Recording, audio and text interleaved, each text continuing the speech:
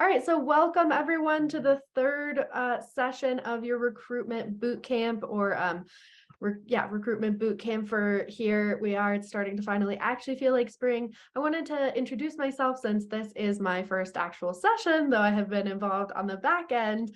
So I'm Helen Ray Vernier, and I'll be your presenter today. We'll be going over advertising and social media. I'm a training specialist, just like Alex, and we've been working together on this series, but I was out of town for those first two sessions, so I'm really excited to get to know you all and work with you on this presentation or on this bootcamp. So as you know, this is our star-centered team. You've seen this slide before. And as you have seen as well, this is your Recruitment Bootcamp Learning Collaborative team. So like I said, I'm Helen, and then you've heard from Alex before, and then Mariah is on the line as our all things tech, taking care of everything on the back end. So if you have any tech issues, feel free to reach out to her. Again, as I know you know, I won't go deeply into this, but we are the Association of Clinicians for the Underserved. And today we're here representing a program of ACU, which is the SAR Center. Again, you've seen these slides before, you've heard all about them, so I won't go in depth, but that's who we are. We're the NTAP portion of ACU, and we're excited to be here. Again, some housekeeping, and it's a slide you've seen, but we just like to start every session, just sort of laying those ground rules. As I just confirmed, this session is being recorded, and the recording will be posted on the discussion board, so you can access that to review it or share it with colleagues. We ask that you be present, be on camera if possible, and that is, of course, most important during the peer outbreak session or breakout sessions. Let's not have any outbreaks. That'll be coming up here in just a moment, so feel free to stay off camera for now. You're welcome to use the chat to post questions or thoughts, and then of course also you're welcome to unmute yourself, interrupt me at any point, and say, hey, I have a thought on this, or I have a question, whatever. And then, like I said, you can reach out to Mariah if you're having any technical difficulties. And as always, we ask that you please do fill out the evaluation. It really helps us in our work and to be better for you. So again, you should be familiar with this. Today, we're going to do an icebreaker around cute animals. So that's exciting. So you can hold up your phone to the QR code. You can click the link that Alex has just put in the chat, or you can go to menti.com and type in 8528. So this is a visual icebreaker. So I am going to show you the comparison slides first, because I think they show up better on PowerPoint than they do on the Mentimeter. But so today, your questions are, or your voting in cuteness level, basically. Who do we think is cuter? Puppies or seal puppies? Regular black and white pandas or red pandas? And then sea otters or river otters. So those are your options. Again, quickly: puppies, seal puppies, black pandas, red pandas, sea otters, river otters. And if you haven't gotten it yet, here is your QR code. But with that, I will switch over to the Mentimeter, and we'll see who is winning in this showdown of a lifetime. All right. And now I should also be able to see it. There we go. Okay. Oh my gosh. It feels like nearly a dead tie. Okay. Puppies win, but by they're winning by more. Oh my gosh. Okay. But still, it's a relatively slim margin considering. All right. So then who wins? Why won't you go forward, Mentimeter? There you go. Black pandas, red pandas, black and white pandas, or red panda. Who wins the cuteness awards? Oh my gosh. It's a nail biter. Just when you think red pandas are behind, they get another vote. They get another vote. Oh my God. Wow. It's almost like all of these animals are extremely cute and it's hard to choose. Whoa, red pandas coming from behind. Well, that's how many votes we got last time, so we'll call it red pandas for the win. Incredible. One of my cats is named after a fictional red panda. He's over there. His name is Pabu. Great. And then sea otters, river otters. This one I have a very strong opinion about. The others, it would have been a toss-up for me, but okay. All right. Sea otters, river otters. Sea otters are running away with it, which, let's be honest, to be expected. Swan, okay, so we got 9 votes in. Seems like you agree with me. Basically, my strong opinion is that sea otter, I mean, not all of you, river otters are also very cute. They're all cute, but sea otters stack cups. How can you compete with that, river otters? But also that river otter is eating its own foot. So again, very cute. Well, incredible job. Thank you all so much. Now we have this very important scientific data to take back to the cute animal authorities. And with that, we'll get back into our actual content.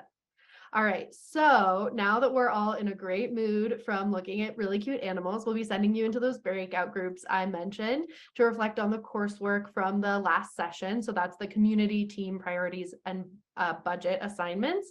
Before we do that, though, really quickly, I just wanted to make sure, are there any questions about the coursework? Is there anything anyone wanted to bring up in here before I send you to your breakout groups for 15 minutes?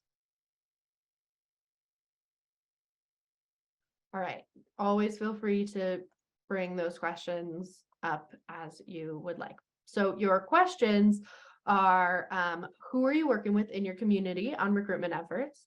Are you adding any new people to your recruitment team? What are your immediate recruitment priorities versus your long-term recruitment priorities? And did you identify any new budget areas to consider when looking at recruitment? So we'll put those questions in the chat as well, and we'll send you into those breakouts.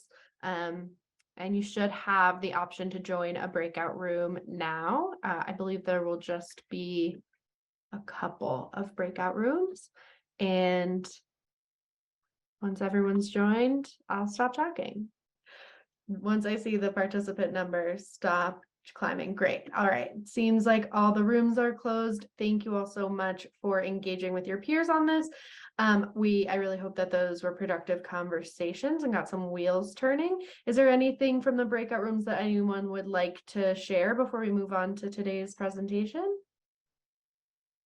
Any high level aha moments or anything that anyone shared that really got you thinking? No pressure. Okay, great. All right, so now we're gonna talk about social media or advertising and social media. As I've said for many of the slides so far in this presentation, this is a slide you've seen before, but as we continue along our presentations, we'll go up the ladder, and today we're at that advertising and social media piece. All right, so, I'm just trying to, hold on one second. Okay, so, oh goodness.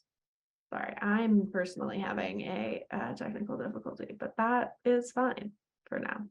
All right, so any recruitment team that's really looking to boost their hiring efforts, of course, needs to take a step back and really ask themselves the question as they post their next job, right?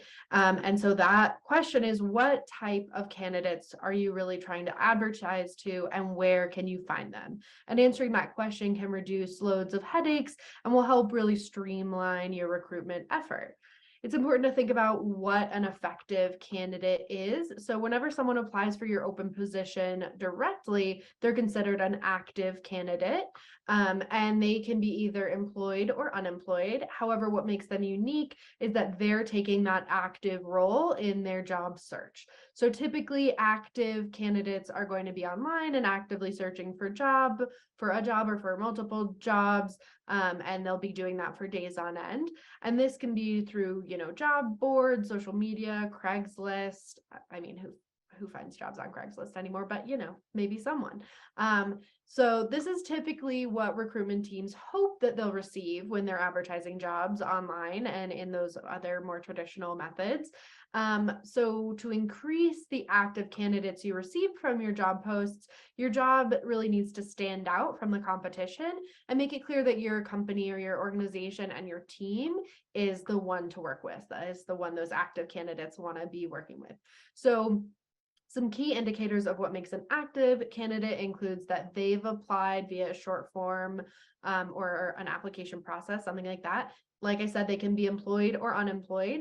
It's usually a shorter time to fill position. And again, like I said, they're found through those job ads, an online presence, or your job fairs. A best practice when reaching out to these candidates is to do so in a timely manner, since the competition will be really high if they've applied to multiple companies or organizations within your region. So you can learn more about some other recruitment best practices around this in further on in this presentation. But we also want to talk about passive candidates and passive recruiting. So if you have a database of past candidates that you're tapping into when you're looking to fill open positions, those are considered your passive candidates. There's no time frame necessarily that it takes for an applicant to be considered a passive candidate. But if you haven't scrubbed through your database in a while, the chances are that they might not be interested. So it's always good to keep that database up to date and make notes about when the last time you reached out to them was. There's also other methods recruiters can utilize to source those new passive candidates. And one example of an effective way to make a connection with passive candidates is getting job ads in front of them and piquing their interest enough to click on the ad and go through the application. So simply put, a passive candidate isn't necessarily looking for a new job, but that doesn't mean that your team can't win them over.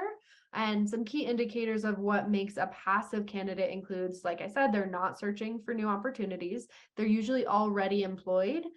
They can be sourced through referrals, and these candidates really help recruiters expand that candidate pool.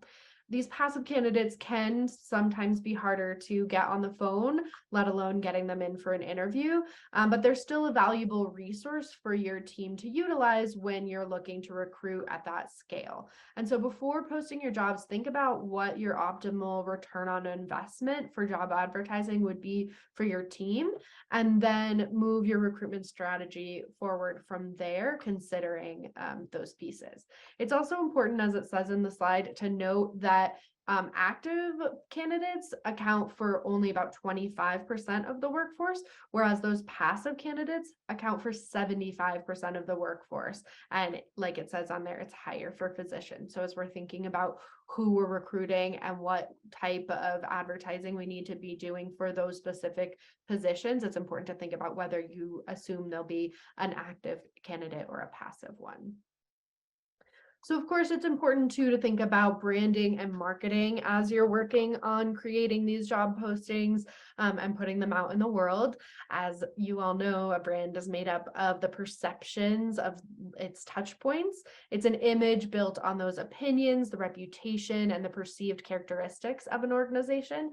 So every organization has a brand, whether it's been intentionally created or not. Those experiences and interactions with an organization's facility, service, website, or employees shape its brand image each day. So although the shaping will occur naturally, branding techniques can really help guide it in that favorable direction, which is important. So, of course, we typically associate branding with companies selling products like Nike or Apple. It's also a really important tool that can have a strong impact within service-oriented industries. And in healthcare, an organization's image can be very influential.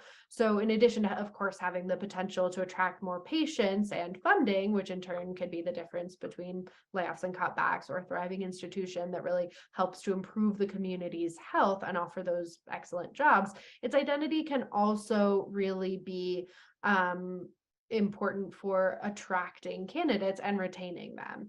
And the direct behavior of your employees and those, patient facing and community facing folks can really be an important way to attract top talent, which is then vital to your organization's success. So as we see the job market steady a bit more, and as we've all seen, so much talent is being snapped up, and we're all struggling to get those folks into our organization. So now's a great time to take a closer look at how your facility brands itself as an employer. So what's your message to prospective candidates? And make sure that you're communicating, of course, your mission, vision, values, and highlighting your organizational culture in all your recruitment content, from your paid ads to your blog posts to job descriptions and career pages. It's important to add a human touch to your careers page. You can do that with photos of current staff, work activities, individual bios, so that folks know if they joined your team, who would they be working with and what kind of environment you have. You can include testimonials or videos from nurses and nursing assistants, as well as residents, to promote your positive work culture, anything like that. And then examine your facility, your physical space from the candidate's perspective. And that can be, like I said, it's your physical space, but also just how do you appear as if someone is coming to you from, they don't know you. What are the first things that folks are going to encounter? So if someone were to research your organization, what would they find? Check out if you have a residency program, see if resident feedback from your review sites are positive. Should send out anonymous surveys of your own. And of course, surveys should be conducted to promote staff satisfaction internally. But then if you have good results with that, you can include that in your materials of this, our employees report satisfaction with their jobs at this rate, et cetera, to show again that you have that culture, but also that you're paying attention to that and asking the employees. Like, that can show a prospective candidate a lot about you. You can, of course, be asking employees for their thoughts on how to improve their workspaces and the company culture. And you can ask them about any improvements you could make to as an employer branding, and anything that you could do to communicate more effectively. Like, if as anything that they noticed as they were applying for positions, what might have turned them off, and how could you improve those pieces? So then it's of course important to think about what you're doing as your branding, to highlight your commitments and, again, your values, your culture that you have as an organization. So it's important to highlight that commitment to justice, equity, diversity, and inclusion, pay equity, professional development for folks at any level of the organization, different employee successes, how you ensure work-life balance is achievable, making sure to, again, emphasize that mission-driven culture, both from the employee perspective and from the patient perspective, thinking about your community impact and any innovations you're having within the community, and so much more. Of course, your organizations better than we do. So what are some things that would be worth highlighting? And really the point is that you want to be explaining to your candidates why your organization is worth working for and why you're the one that they should choose, should you choose them in return. So then when you're thinking about writing your job announcements, it's really important to think these through in advance. And again, this is a piece of the comprehensive workforce plan, to just have some of these ready to go, or at least pieces of them, so you're not reinventing the wheel every time. So of course, writing those ads in advance, and then you can customize them for each type of position and different media outlets that you're using. And you can insert those pertinent details when you have vacancy, but to have that baseline ad written and then you can slot in what you need to it saves you lots of time, which is great. And then we're going to go over this in the next slide as well, but it's so important to write a compelling ad. So think about what makes your health center unique. Why, like I said in the last slide, why would someone want to work at your health center? Think about highlights for your community. Why is your community the best one in America? And why would someone want to either move there or continue to live there and serve that community? And then include the benefits and the positives about your health center. So why is this a great place to work? What are the people saying? Like we were talking about all that branding and putting that on your web pages and things like that. You can include that in your job announcements as well. So this is just a portion of an example from Denver, a Denver Health job posting, which is an FQHC. It is important to note that Denver Health is an FQHC that is tied to a large hospital system. So their resources and operations are a little different from those at smaller organizations, but it's still worth looking at some of the things that they're really doing well and taking what we can from them.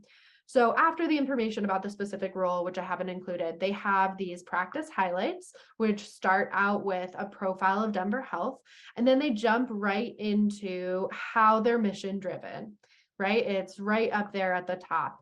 And then they talk about quality, and then they back up their message about being mission driven with information on how they are a resource for the community, as well as information about the benefits of their location. So they're being really specific. They're offering real numbers and real information about what their impact, what you as a candidate could be part of if you chose to work with them. And then next, they come in with a really strong statement about anti-racism, diversity, equity, and inclusion. And as we'll discuss a little bit later, these things are part of the core values of the health center movement, and an organizational focus on them really promotes that engagement, job satisfaction, staff well-being, and attracts those mission-aligned candidates. And then finally, they highlight some of the exciting things about the broader location, that Denver is a hip and happening city, and that it sits right up against the mountains with so many recreational activities. So I'm not sure about you, but this is an organization I would be interested in learning more about and pursuing an application with, etc. And of course, full disclosure, I may be biased as I already know what a great city Denver is, given that I live here, but still, this is a great way to talk about your community. And it doesn't have to be long. They have one sentence about Denver having all the amenities of a major metropolitan area, but also being the gateway to, the Rocky Mountains and all the activities that are available there. So it doesn't have to be something huge, but they definitely are taking into account that is something that people consider when they're looking to become an employee somewhere. So then it's important to think about the language that you're using. So much of this involves thinking about using that positive language, not problem-focused language. So often we see sort of that idea of like, you must be able to essentially like coded language that says that you must be able to like be burnt out. And people can read that. People can read through the lines and see that. Or, we so often see things that say that like patients are really complicated, and that is not necessarily like a kind way to be talking about our community. You don't want to lie and say, and not express that, of course, health centers are serving a diverse group of folks with different needs, but you want to make sure that you're not using that problem focused language. Like I've already kind of mentioned, answer that why question. Why would I work here? Why would I live in your community? Why choose you? Definitely explain who your patient population is. We hear a lot about this, especially for behavioral health folks. A lot of them get their degrees with a specific group in mind. For instance, our colleague Michelle got her social work degree focusing on veterans and folks with PTSD, specifically from like zones of conflict. And so that is who she's interested in working with. And so of course she can and will work with anyone else. And now she works at ACU, but if you have that population, you might be looking even more appealing to a candidate who has that specific background and is excited and passionate about that specific population. So if you serve veterans, if you're serving people experiencing homelessness, if you have a high youth population, those can be really, someone who went to school to specifically help youth going through mental health crises might be very interested in your position. This one of course, include your mission so that folks know what kind of organization you are. I kind of touched on this around using positive language, but avoid that language that connotes a burnout environment. And of course, as part of that, try to work to create an environment that doesn't burn people out. Again, don't be lying. The most important thing is that you're not burning folks out, but make sure that we're using language that shows that we're a supportive work environment that really takes care of our workforce. And then, like I just said, show that you value your workforce and work to take care of them. This one is sometimes a little contentious, but it is so important for today's workforce to include a salary range. As a middle of the pack millennial, I don't apply to jobs that don't have a salary range listed because I don't know if it's worth my time or if it's worth their time. Maybe it's the position pays way higher than I feel like I'm worth or like have the experience to get paid. So, maybe that's not the right position, and vice versa. Maybe I am at a place in my life where I'm not going to accept a certain salary. And so it's a waste of my time and a waste of your time as the recruiter to have to sift through those applications. So include the salary range. It's such an important piece of that JEDI perspective, justice, equity, diversity, and inclusion, of like when we don't include what a salary range is, it opens the door for exploitation. And it's along the lines of asking for previous salary or expected salary. Folks who have been systemically marginalized across history have been paid less. And so when we base our new salaries for them on their previous salaries, we run the risk of just perpetuating that systemic injustice. So list your salary ranges, don't base people's salaries on their previous salaries.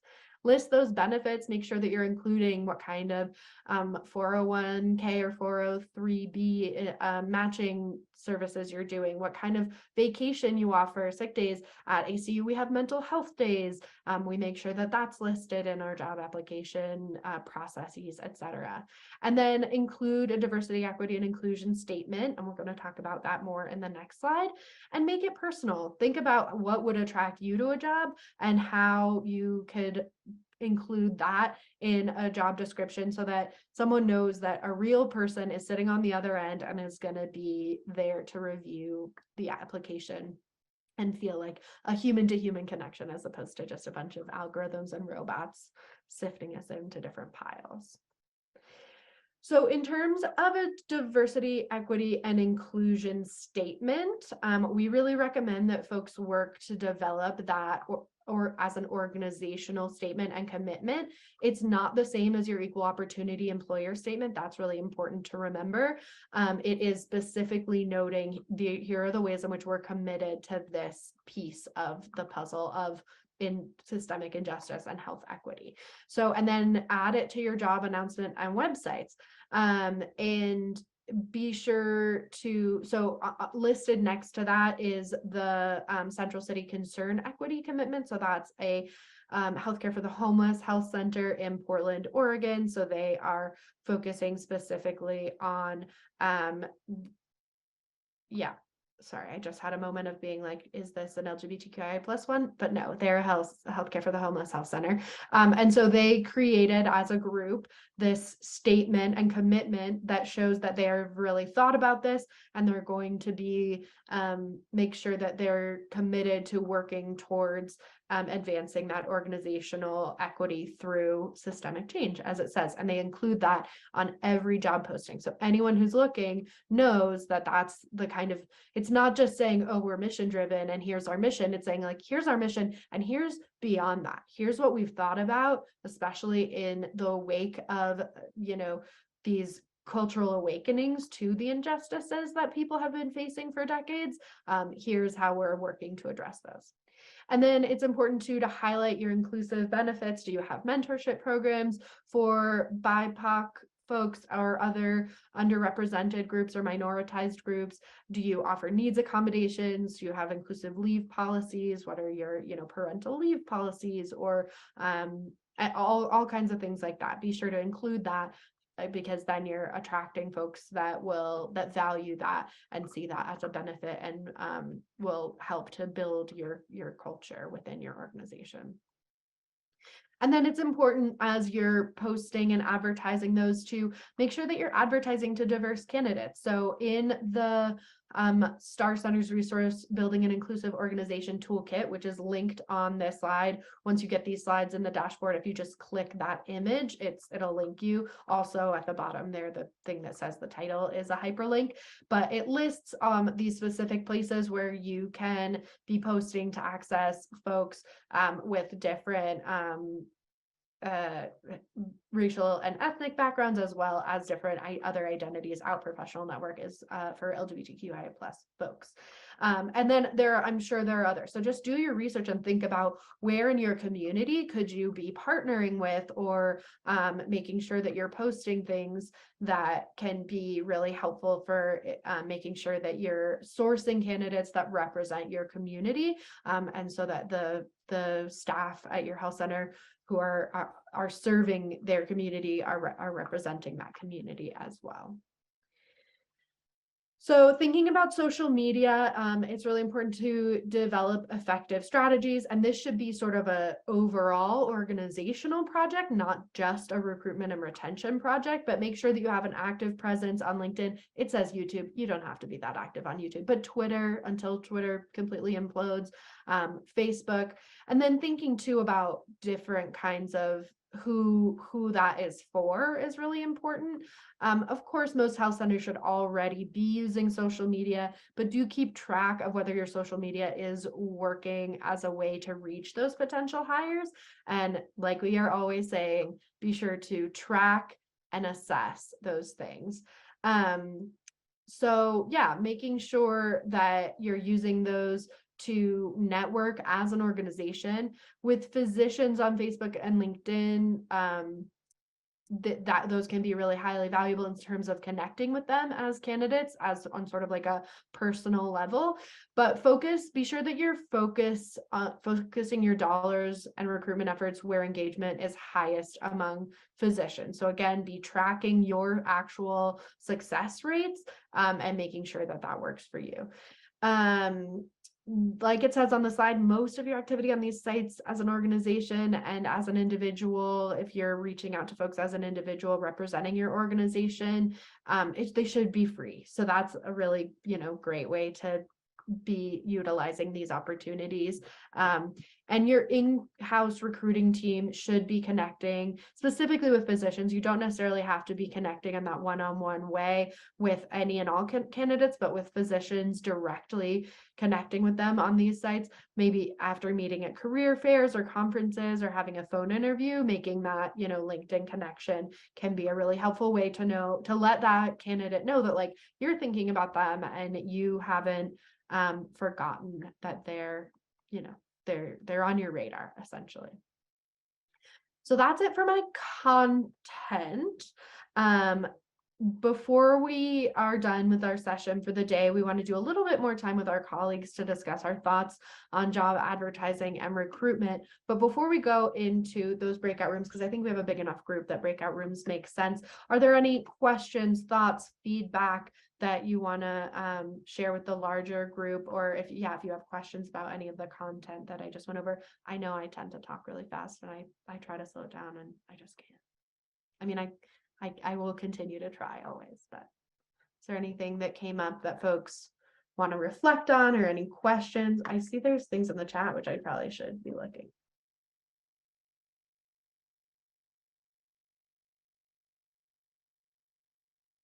Yeah, if you want, I can summarize what went on in the chat. That'd be great, because it's long. So yeah, and it's good, good questions.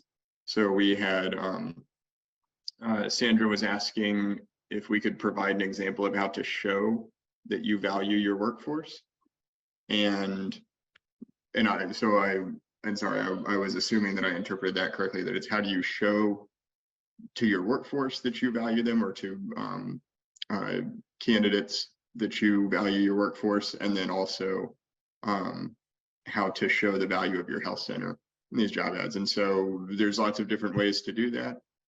Basically, I'd say, like, answer the question of, even if the work here is, challenging or fast-paced, or any of those words that we often see in job ads, how do you support each other as a team to still kind of meet the demands, to provide really good patient care, but then also support each other so that you don't burn out, so that your workforce can work together as a team really well.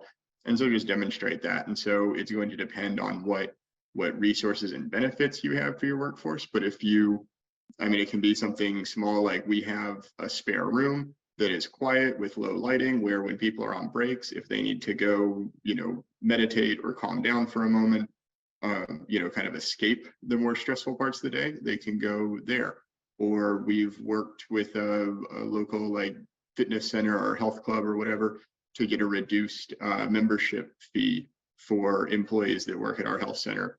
Or just, we provide health insurance and we pay your full premium so that you don't have to worry about that cost. And so it can be lots of different ways to ensure that you value the workforce and their well-being.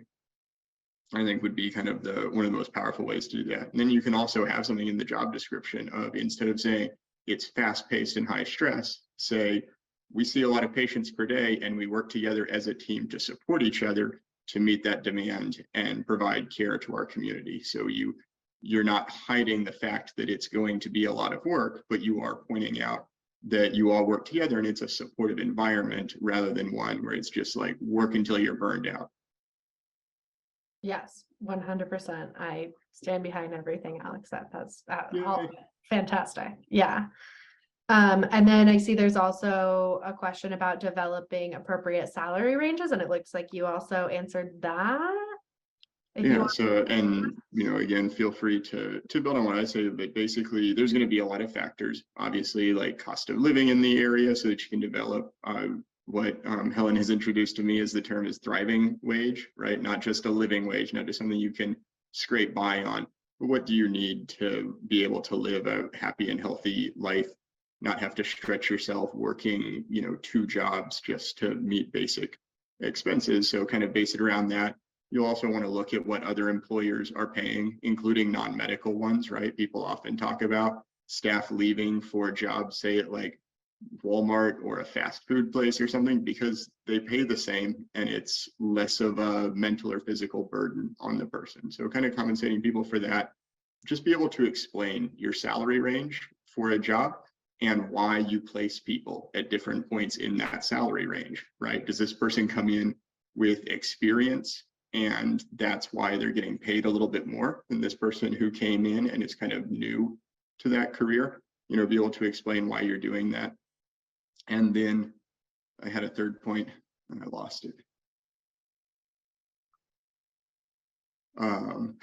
In the chat, you mentioned folks that speak a second language. That was it. Yeah, so valuing some of these extra skills that people bring that may not be technically like a certification or something that is directly connected to their job description. But if you have people that, say they speak Spanish and English and they end up using both of those languages really frequently in their work, you should probably compensate them, because otherwise paying for medical translation services is a highly sought after skill and it's very expensive to hire translators.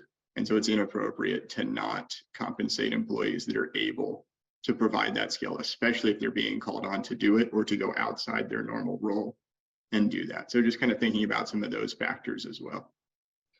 I so appreciate all of that wisdom. Same again, 100% behind all of that. And I think the way Alex laid out this, like being really clear and transparent about how and why you're paying folks the different amounts they're getting, can also be a really good way to make sure that we're not just rewarding folks who are good at negotiating, which typically is a white cishet male trait. So, and like a lot of folks are not necessarily from other minoritized identities are not necessarily like trained on how to negotiate for a higher salary. So if you just have sort of a rubric, a spreadsheet of this is the base range and here are the ways you can add to it, and we're not just rewarding someone for the skill of negotiation, which might not lead, it has no bearing on whether they're actually a better employee. That's a really important thing to do. All right, so if there aren't any other questions I don't see any in the chat, but again, you guys were, yeah, great.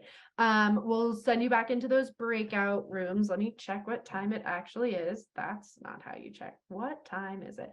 Okay, so we have about 20 minutes left in the session, so we'll give you 10 minutes to chat with your colleagues. Your questions are, what do you believe your most valuable outlet for advertising job openings is right now? What outlet or recruiting tool do you feel like you could be getting more out of? And what's your next step to bolster your recruiting? So those are your questions. Alex and I will pop in like we did for the last one to drop those in the chat as well. But enjoy another conversation with your peers, and we'll see you back in 10 minutes. Okay, I think we may have lost some folks at the hour, which is okay. So I love a 75-minute session, but that's all right.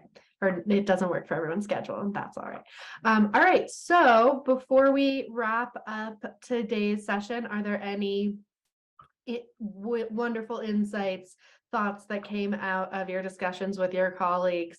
Any tools no one had ever heard of that someone shared that they want to share with the rest of the group?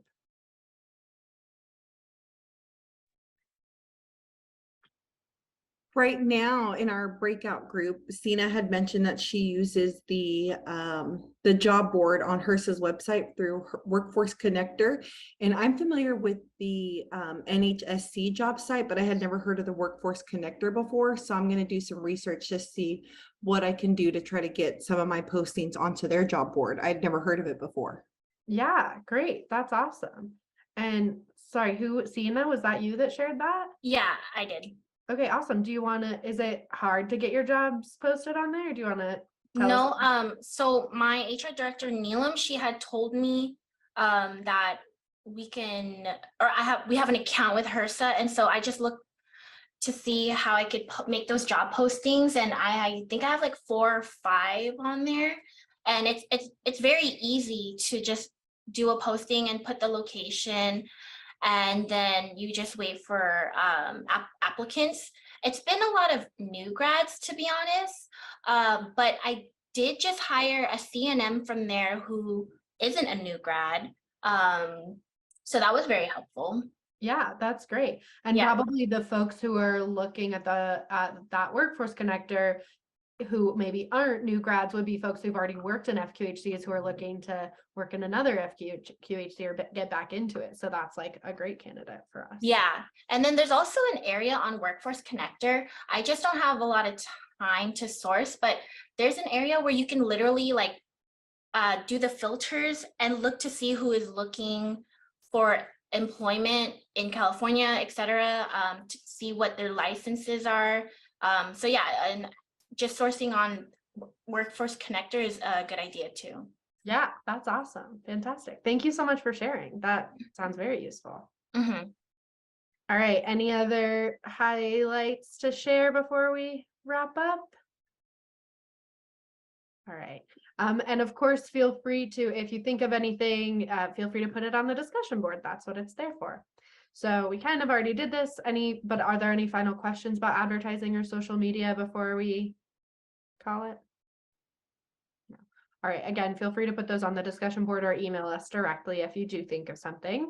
So before the next session, your assignment is to complete the advertising and social media worksheet that will be on the discussion board. And one thing that we offer to our Recruitment Boot Camp, a learning collaborative folks is that we are happy to review job announcements for you and just as another set of eyes and sort of lend that perspective of ways that you could be highlighting your health center better. So please feel free to send us, Alex or myself, any of those job announcements that you're interested in us reviewing. And this isn't a one-time offer. If you don't have anything this week, but you want us to review something later on, feel free to let us know. But since this is the week when we're talking about this, it's a good time to highlight that offering. And we don't do it for everyone. So yeah, just folks who are part of this learning collaborative. So do keep that in mind as an option. And then, of course, as always, please fill out the evaluation. Mariah should have it. Yep, it's up now. As I said before, it really helps us improve. And as you all know, we need to report this data back to HRSA.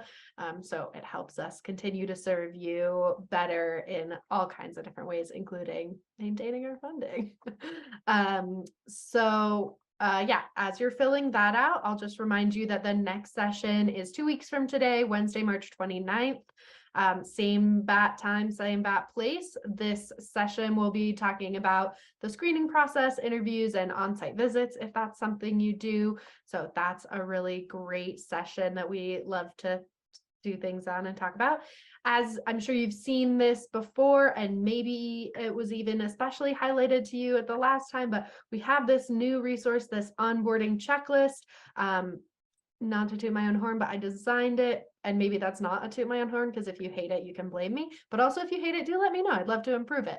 But so far we've gotten really great feedback. It's been downloaded a lot. So it's a template, just like so many of our things. So you can add to it, change it, delete things that don't make sense for whatever position. But it's available and linked here. And we just want to bring special attention to it, because of course we always have lots of tools, but this one is literally brand spanking new. And then as you continue to fill out that evaluation, of course, as you have been told before, we have our e-learning courses that are self-paced, and then we have a podcast series that's really great, and comprehensive, talks about workforce stuff. And of course, you can feel free to reach out to us anytime. I will say, if you're reaching out about something to do with the Learning Collaborative, of course, you're welcome to reach out to info@chcworkforce.org, but also Alex and I's email are in the beginning of these PowerPoints, and you're welcome to just reach out to us directly, since we're your people. So yeah, if you are done with your evaluation, that's sort of like your ticket. You're welcome to head out. Oh, I see things in the chat. Oh, these are just Alex putting amazing links in on top of it. Great job, Alex. But yeah, that you're filling out the evaluation is your ticket to go, and I'll give you two whole minutes back in your day. Thank you all so much for coming and for sharing with your peers. Let us know if you need anything, and I hope you have a wonderful rest of your week. And if you celebrate, happy St. Patrick's Day.